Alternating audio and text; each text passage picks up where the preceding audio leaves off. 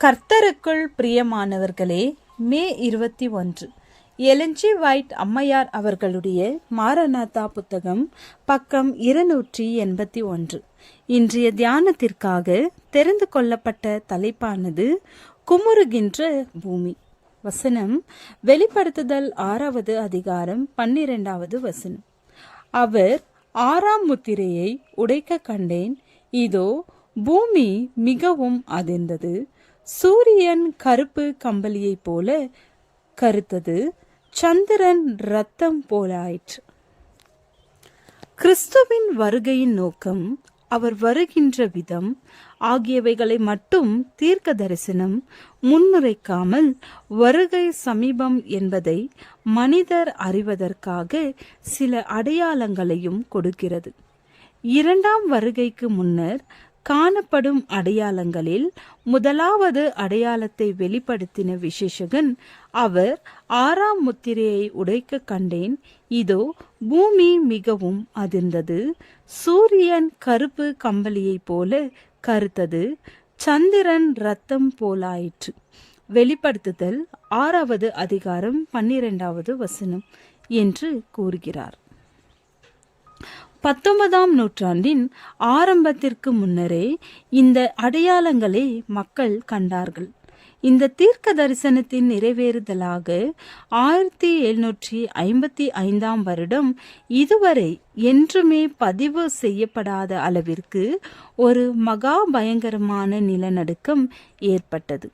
இந்த நிலநடுக்கம் லிஸ்பன் நிலநடுக்கம் என்று பொதுவாக அறியப்பட்டிருந்தாலும், ஐரோப்பாவின் பெரும்பாலான பகுதிகளிலும் மற்றும் ஆப்பிரிக்கா, அமெரிக்கா வரையிலும் விரிந்து பரவியது.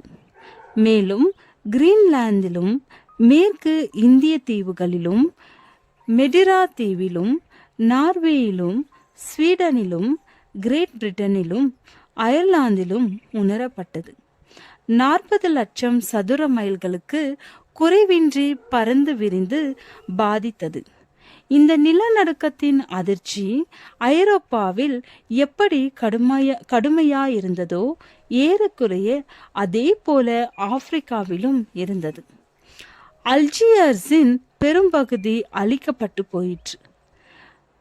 மொரோக்காவிற்கு சிறிது தூரத்தில் இருந்த ஒரு கிராமத்திலுள்ள 8 அல்லது 10 ஆயிரம் மக்கள் அப்படியே விழுங்கப்பட்டு விட்டார்கள். ஒரு மாபெரும் அலை ஸ்பெயின், ஆப்பிரிக்கா கடற்கரையோரங்களில் அடித்து பட்டணங்களை விழுங்கி மாபெரும் அழிவை ஏற்படுத்தியது. ஸ்பெயினிலும் போர்ச்சுகலிலும் இருந்த அதிர்ச்சி அதன் உச்சவேக வன்மையோடு வெளிப்பட்டது.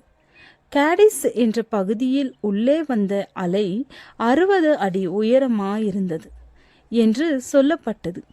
போர்ச்சுகலில் இருந்த மிக பிரமாண்டமான மலைகளில் சில அதன் அடித்தளத்து நின்று அசைக்கப்பட்டது போன்று விசை வேகத்தோடு அசைக்கப்பட்டன என்று சர் சார்லஸ் லைல் எழுதிய சடானலக என்ற புத்தகத்தில் 495ஆம் பக்கத்தில் காணப்படுகிறது. ஒரு பரிசுத்த நாளிலே இந்த நிலநடுக்கம் ஏற்பட்டது. மடங்களும் ஆலயங்களும் மக்களால் நிறைந்து காணப்பட்டன. வெகு சிலரே தப்பித்தனர். அந்த சாவிற்குரிய நாளிலே 90,000 பேர்கள் உயிரிழந்தார்கள் என்று கணக்கிடப்பட்டுள்ளது. எவ்வளவு அடிக்கடி நிலநடுக்கங்கள் பற்றியும், சூறை புயல் பற்றியும், நெருப்பினாலும் வெள்ளத்தினாலும் ஏற்பட்ட அழிவுகள் பற்றியும், உயிர்களும் சொத்துக்களும் பெருமளவில் சேதமடைந்தது பற்றியும் நாம் கேள்விப்படுகிறோம். வெளிப்படையாக சொல்லுமிடத்து இந்த பேரிடர்கள் ஒழுங்குமுறையற்ற, சீராக அமையாத இயற்கையின் சக்திகளால் ஏறுமாறாக ஏற்படும் திடீர் வெடிப்புகளாகும். இவை முற்றிலும் மனித கட்டுப்பாட்டிற்கு அப்பாற்பட்டவையாகும். ஆனால் இவைகள் அனைத்திலும் தேவனுடைய நோக்கத்தை வாசித்து அறியலாம். இத்தகைய செயல் துணைகளின் மூலமாக ஆண்டவர் ஆண்களையும் பெண்களையும் தங்களுக்கு வரவிருக்கும் ஆபத்தை உணரத்தக்கதாக விழிப்படைய செய்ய முயற்சி செய்கிறார். ஜெபம். ஆண்டவரே, உம்மில் மெய்யான மனம் திரும்புதலை காண கிருபை செய்யும். இயேசுவின் நாமத்தில் பிதாவே, ஆமேன்.